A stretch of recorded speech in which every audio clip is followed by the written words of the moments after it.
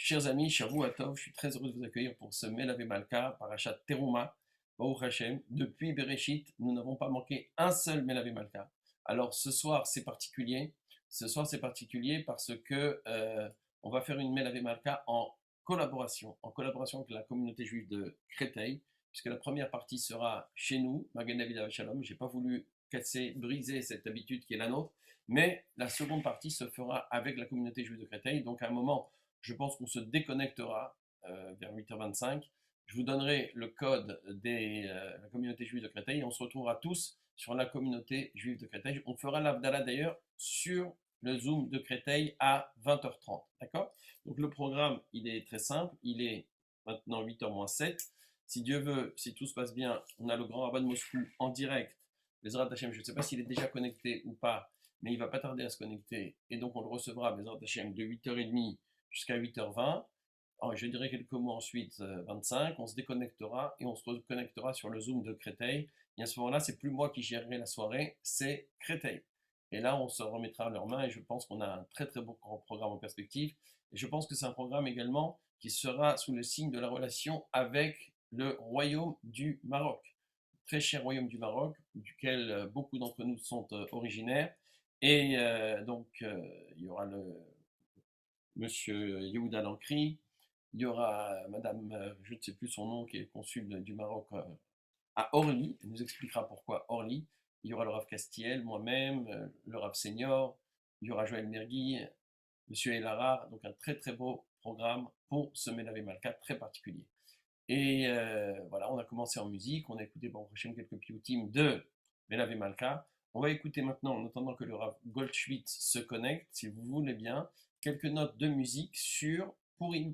Purim, c'est également Inyana de Yoma, et on a sur Internet de très belles choses sur Purim, et donc on va écouter tout de suite, sans plus tarder, pourvu que je retrouve ma petite vidéo, voilà, chant de Purim vidéo. Je clique ici, je clique là, et je fais un partage. Une petite seconde. Voilà, juste que je mette ça au point, il faut que je fasse juste un partage d'écran comme ça, et là je pense que vous entendez quelques notes un peu de Simchat Purim, puisqu'on est vraiment à quelques jours de Purim.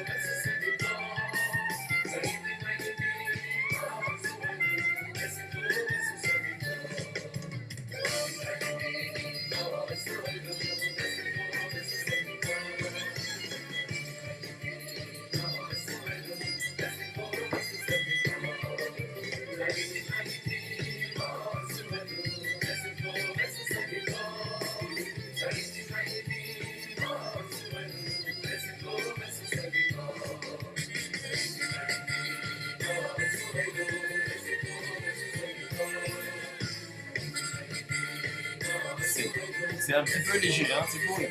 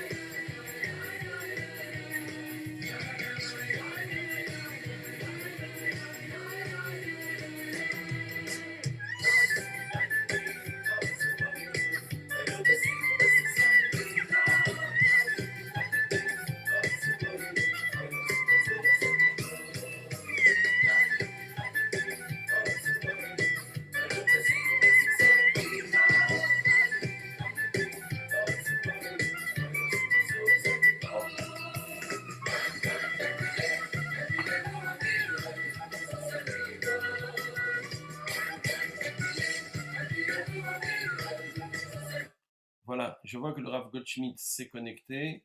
Donc, on va essayer de rester véritablement dans le programme et dans les temps. Il est 19h58. Le programme est très, très, très juste, très serré. On est très heureux. Mitrabdim meod les Kabel et Rav Goldschmidt. Je parle en hébreu, mais le Rav est francophone. Rav Pinchas parle très, très bien le français. Et donc, on va s'adresser à lui dans la langue de Molière pour lui souhaiter un très, très grand Baruch Haba. Baruch Haba, c'est un grand honneur et un grand bonheur de vous avoir ce soir dans le Zoom de Magen David Avat Shalom. Alors, j'ai l'habitude de dire quand on commence un Zoom, qu'on reçoit un Rav sur un Zoom, on a vraiment l'impression qu'il est avec nous dans notre communauté. Rav Goldschmidt, on a l'impression que vous avez pris l'avion, que vous êtes ici à Paris, que vous êtes dans la communauté de Magen David Avat Shalom et qu'on vous reçoit comme si, vous étiez à la synagogue à Paris. On espère très vite que ce Covid va pouvoir être derrière nous et qu'on pourra vous recevoir, Bezrat Hashem, physiquement pour un Shabbat avec nous à Paris, Bezrat Hashem. Vous puissiez nous éclairer par votre Torah et par la lumière qui se dégage pour Hashem de vous et que vous puissiez nous éclairer. Alors voilà, sans plus tarder, on va vous donner la parole. J'aimerais juste rappeler pour ceux qui sont là avec nous ce soir, notre communauté, que vous êtes le grand rabbin de Moscou, que vous êtes également le président de la conférence des rabbins européens et qu'à ce titre, effectivement, vous faites un travail extraordinaire. Je vois que le rabbin Moshe Levin également s'est connecté. Je le salue, un ami de très très longue date, de toujours. On était allés Shiva ensemble, on a passé de grands moments ensemble. Je le salue également. Rav Moshe, si tu veux mettre ta caméra également et nous dire quelques mots après, ce serait vraiment génial. On te salue, on te souhaite un grand, grand, grand Shavua Tov. Rav Moshe Levin est également un membre éminent de la conférence des rabbins européens. Voilà. Il est 20h00. Je pense que on respecte les horaires de la façon la plus belle qui soit. Je vous donne tout de suite la parole, Rav Pinchas Goldschmidt. Et j'aimerais également saluer votre fils à travers vous, Rav Binyamin Goldschmidt, Benjamin Goldschmidt, que j'ai connu à New York, Blainara Ben Porat Yosef, un rabbin extraordinaire qui fait un travail merveilleux à New York. J'ai pu assister à célébrer un mariage avec lui à New York. C'était un moment de bonheur. On a gardé un très bon lien. Et quand je l'appelle, il répond immédiatement. Il a fait également un Zoom avec nous l'année dernière pour Lac Baomer. Voilà, on lui souhaite également un grand Shabbat. Bechavod Rav Goldschmidt. Bonsoir, Shavua Tov, Kod Harav, le Maradat Rav Ariel Messas, Shalita. Merci de m'avoir invité pour vous adresser à cette Melavé de Malka à Paris de votre communauté. Et c'est un grand honneur pour moi et j'aimerais commencer que Rav Ariel, je vous connais personnellement, on s'est vu à Paris déjà quelques fois, vous êtes été déjà quelques fois ou toujours à la conférence des rabbins européens et je vois derrière vous la photo de votre cher père, Zecher Tzadik Livracha, de votre cher grand-père, qui était le grand rabbin de Jérusalem, un des Gdolé Ador, et votre père, que j'étais un ami personnel quand il était encore le grand rabbin de Genève, et après devenu le grand rabbin de Paris. Alors, c'est un grand honneur pour d'être avec vous dans la communauté Magen David et de parler avec vous à ce Motsai Shabbat, Parshat Trouma, et Motsai Shabbat, Parshat Zachor. Nos sages, dans la Masechet Megillah, et dans le Bavli, demandent Mordechai min HaTorah minayin. D'où on a une référence sur Mordechai HaTzadik de la Torah même, pas du Tanakh, parce qu'on sait que Megillat Esther, c'est dans le Tanakh, mais on aimerait avoir aussi une référence pour Mordechai de la Torah même, des 5 livres de Moshe Rabbeinu, et la Gemara qui répondent que c'est marqué dans les Samemané HaKetoret, et les Samané, et on donne aussi Mo et Samané Shemen HaMishra, un des ingrédients qu'on utilise, c'était Mar d'Oror. Mar d'Oror, c'était le nom de cet ingrédient qu'on a utilisé. Et le Targum Onkelos, il traduit ça en aramique en Mara Dachia. Et Mara Dachia, c'est Mordechai. C'est très intéressant que Mordoro, en hébreu aujourd'hui, Mar, c'est une chose qui est amère, elle n'est pas douce. Et Doro, d'or, c'est la liberté. La liberté. Et alors, on parle que ce ingrédient qui fait une référence ou non de Mordechai, c'est la liberté qui est amère, qui n'est pas douce. Et de quoi il s'agit? On sait déjà que on vit maintenant dans les temps modernes, et après la Renaissance et après l'émancipation des Juifs en Europe. Alors, d'un côté, c'est très, très positif et les Juifs ont reçu tous les droits en France, dans les autres pays européens carrément. Mais de l'autre côté, ça a aussi créé beaucoup de problèmes d'assimilation. Et d'un côté, il y a beaucoup de Juifs qui ont voulu oublier qu'ils sont Juifs. Et ça a causé une très grande perte pour le peuple juif.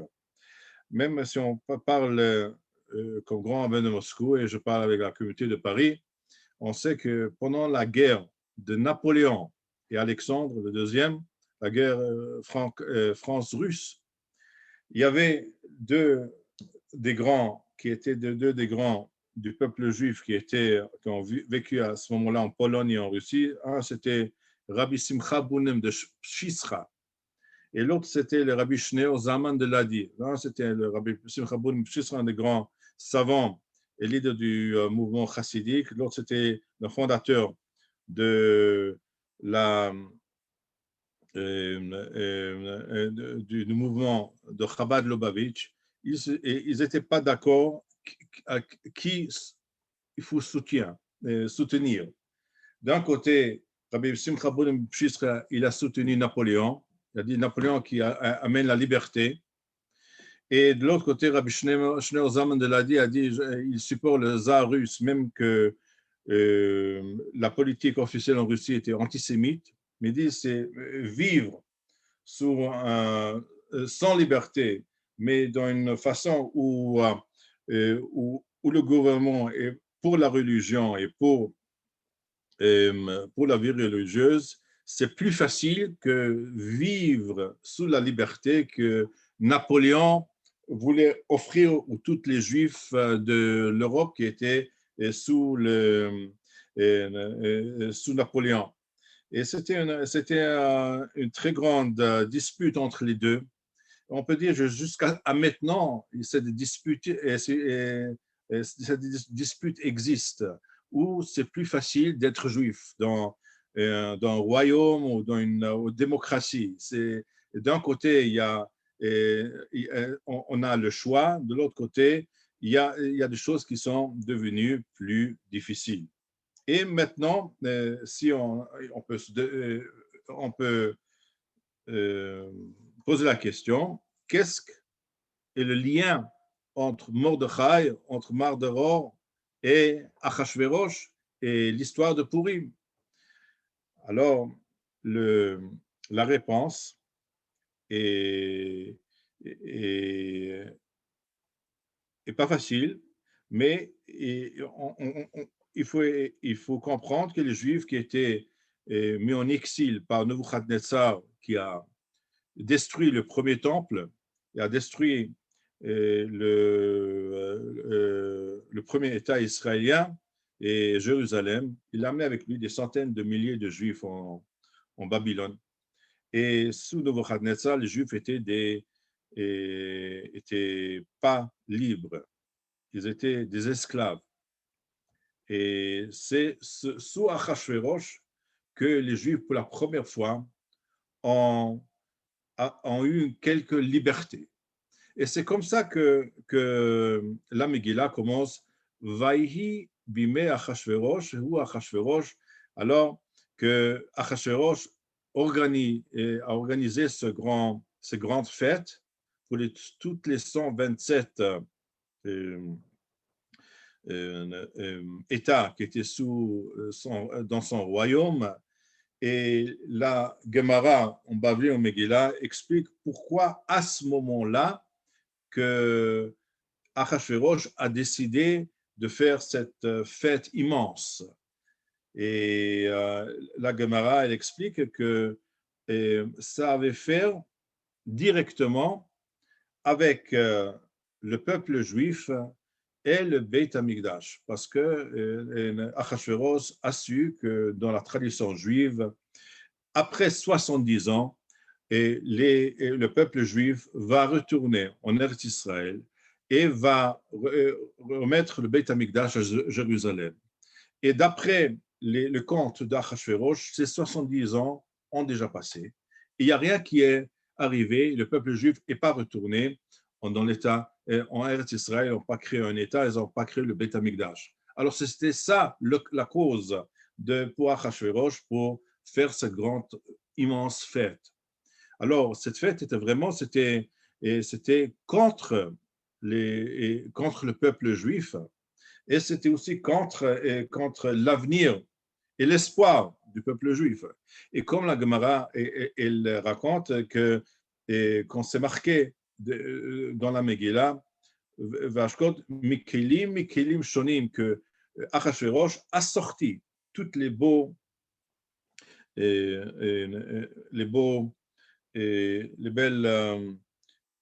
kelim qu'on a utilisés dans le Beit Hamikdash, fait en or et il a sorti pour utiliser ça pour cette fête-là. Et les Juifs étaient assis, ils ont pris part de cette grande fête. Alors que le Talmud il nous demande la question suivante. Mipnei manit shalut talmidei Rabbi Shimon bar Yochai. Les élèves de Rabbi Shimon bar Yochai lui ont demandé une question. Mipnei manit chayvu sonehem shel Israël boto hador kala. Pourquoi les Juifs dans la génération de Achashverosh ont mérité cette épreuve d'avoir l'édit du roi pour l'extermination et la destruction totale du peuple juif dans le monde entier. Qu'est-ce que les Juifs ont fait pour mériter une punition totale de Dieu?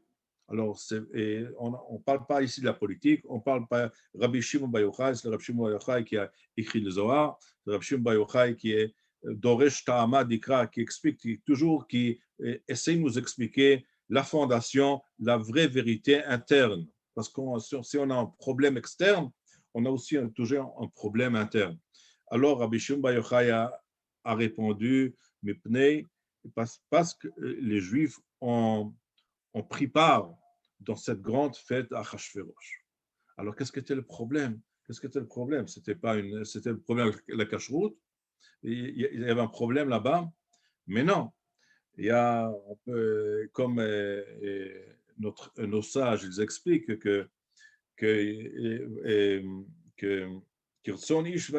chacun a eu le manger et le menu qu'il aimait de son pays. Alors, les Uzbeks ont eu du plov et les Hindus ont eu leur propre manger et les Juifs ont eu le hamin, le tchoulent, et c'était tout glad kasher. Les Juifs sont venus, quel kashrut c'était? C'était kashrut, c'était kashrut, du consistoire, ça c'est la viande de Rav Gross, alors c'était super kasher, glad kasher. Qu'est-ce que le problème? Alors pourquoi? Alors qu'est-ce que... Alors c'était pas le problème de la cacheroute. Alors pourquoi les Juifs ont mérité? On dit pareil de Haman. Alors la Gemara n'explique pas, mais chacun pourquoi, qu'est-ce qu'était la grande faute et qu'est-ce qu'était le grand péché de faire part de cette fête d'Achashverosh. Mais la réponse m'est venue il y a quelques années. Vous savez qu'il y a le successeur d'Achashverosh, Ahmadinejad, le président d'Iran, qui a fait une grande exposition des caricatures sur l'Holocauste.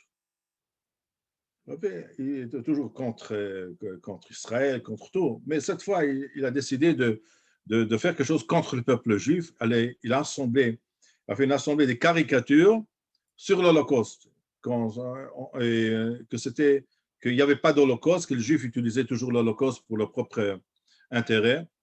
Et malheureusement, il a eu tout un groupe de Juifs religieux de Neturei Karta, c'est des extrémistes, qui étaient invités par Téhéran. Ils sont allés là-bas à cette exposition sur les caricatures sur l'Holocauste. Quel immense chilul Hashem.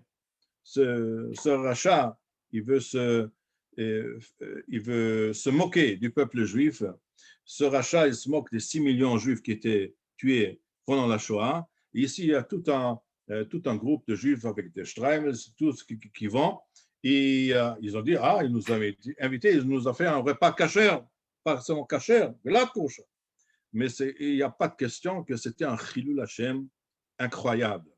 Alors, si on retourne à l'histoire de Achashverosh et les Juifs qui ont pris part, et Mordechai n'a pas pris part, et qui ont pris part dans cette grande fête d'Achashverosh, même qu'ils ont eu le repas kasher et tout, mais le fait qu'ils ont pris part dans une célébration de la fin, de l'espoir du peuple juif de retourner en Eretz Israël, et qu'on s'est moqué du Beit HaMikdash, on a utilisé les kelim du Beit HaMikdash, alors c'était ça un chilul Hashem incroyable qui a causé l'édit de Haman. Alors, on comprend, d'après l'explication de la Gemara à Megillah, on comprend déjà qu'est-ce qui était nécessaire pour vraiment pour faire la teshuva, pour retourner, pour retourner et faire le retour à Kadosh Baruch Hu par l'histoire de Purim. Mais avant qu'on parle de ça, j'aimerais dire que dans notre vie européenne, on a aussi des problèmes pareils. D'un côté, il y a des antisémites ouverts, comme Haman, qui veut nous détruire, des islamistes, la droite extrême, etc. De l'autre côté, il y a des antisémites qui ils sont corrects, au point de vue correct politique. On n'a rien contre les Juifs, on aime les Juifs. L'Europe sont les Juifs, c'est pas l'Europe. La France sont les Juifs, c'est pas la France. La Belgique sont les Juifs, c'est pas la Belgique. Mais de l'autre côté, ils passent des lois contre la Shechita et contre la Brit Mila. On n'a rien que les Juifs restent ici. Sans Brit Mila, ils vont faire ça sans Brit Mila. Mais c'est la même chose. D'un côté, on a les antisémites comme ouverts, comme Haman. Mais de l'autre côté, il y a encore les antisémites qui sont encore beaucoup plus dangereux. C'est des antisémites qui sont couverts, qui sont politiquement corrects. Moi, Achashverosh, j'aime les Juifs. J'ai organisé un repas kasher pour eux. Je les ai invités. Ils sont plus des esclaves. Je les ai invités à faire part de notre grande célébration à Shushan. Mais après, quelques années après, il est prêt à vendre toutes les vies de Juifs pour Aseret Alafim qui carcassent pour 10 000 pièces d'argent. Alors, aujourd'hui,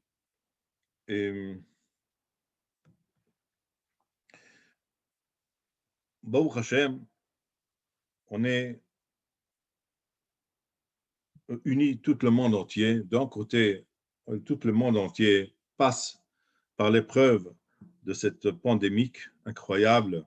Il y a plus que 100 ans que le monde entier qui a passé par une épreuve pareille. Mais de l'autre côté, Baruch Hashem, aussi aujourd'hui par Zoom, on a la possibilité de s'unir. On est unis ensemble à Jérusalem, à Moscou, à Paris. On s'entend, on veut parler des vrais Torah. Et c'est ça la base, c'est ça la réponse du peuple juif qui mouve et qui bloue, que vraiment on accepte, on fait ensemble la responsabilité du peuple, un pour l'autre. Kol Israël, Arevim Zelazé, chaque juif, il est responsable pour son frère, pour sa sœur. Et aujourd'hui même, on sait que pendant la fête de Purim, il y aura normalement, il y a Purim et Shushan Purim. Il y a Purim de Krachim et Purim de Mukafim. Purim pour le monde entier et Purim pour les villes qui étaient entourées d'un mur au temps de Yoshua bin Nun. Alors, il y a Yerushalayim qui est vraiment, et de cette façon-là, toujours à Yerushalayim, on a lu la Megillah dans une autre journée, une journée après qu'on a lu la Megillah partout dans le monde. Mais cette année-là, c'est Purim Meshulash, parce que le 15 Adar tombe sur Shabbat. Sur Shabbat, on ne lit pas la Megillah, d'après la Lacha, il y a des opinions qu'on lit, mais d'après la Lacha, on ne lit pas. Et c'est à cause de ça qu'à Jérusalem, comme partout dans le monde, à Tveria, on va lire la Megillah le 14, ça veut dire jeudi soir et vendredi, pour montrer la Achdout de Klal Israël, et aussi que vraiment que toute l'âme Israël est liée à Jérusalem et croit à la retour du Beit HaMikdash, B'meira B'yameinu Amen. Alors, j'espère vraiment, j'aimerais d'abord donner une bénédiction, que chacun de vous reste en bonne santé et Bezat Hashem, que maintenant il y a beaucoup il n'y a pas beaucoup de possibilités de voyager, d'aller d'un pays à l'autre. Il y a beaucoup de places qui sont fermées. Bezat Hashem, on va tout passer, et cette pandémie qui est comme כל המחלה ששמתי במצרים לא אשים עליך כי אני השם רופאיך, et quand c'est marqué ותיעצר מגפה, que cette pandémie va s'arrêter, Bezat Hashem, on pourra se voir pas seulement par le Zoom, et on pourra être ensemble et fêter ensemble la fête de Purim ici et partout dans le monde entier.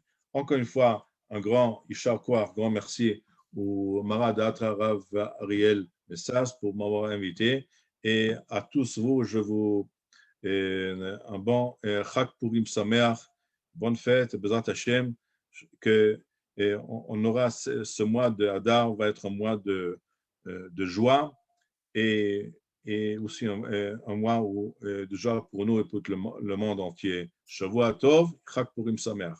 Richard Coar, merci infiniment pour ces mots, pour cette chaleur et pour ce lien que nous maintenons, que nous renforçons, les Hachem, entre les communautés juives à travers le monde. Comme vous le dites, on ne peut pas voyager, mais voilà, le peuple juif trouve toujours des solutions pour contrecarrer les difficultés qu'il rencontre. Et grâce à ce Zoom, quelque part, on est allé même au-delà de ce qu'on faisait auparavant. Parce que tout d'un coup, ça nous a ouvert les yeux et ça nous a montré qu'on a des outils qui nous permettent de faire des choses extraordinaires. Et Bezrat Hashem, quand la pandémie sera derrière nous et quand on pourra se rencontrer physiquement, on sera très très heureux de vous recevoir à Paris et nous à Moscou, hein, pourquoi pas aussi, ce sera sympathique d'aller me rendre visite également à Moscou. Mais je pense que, et Rav Levin est avec nous également, je pense qu'il faudra maintenir ce Zoom et maintenir ces réunions virtuelles parce que, vous savez, depuis que on a ce Zoom, j'ai fait des Melavé Malka tous les mots de ça et Shabbat.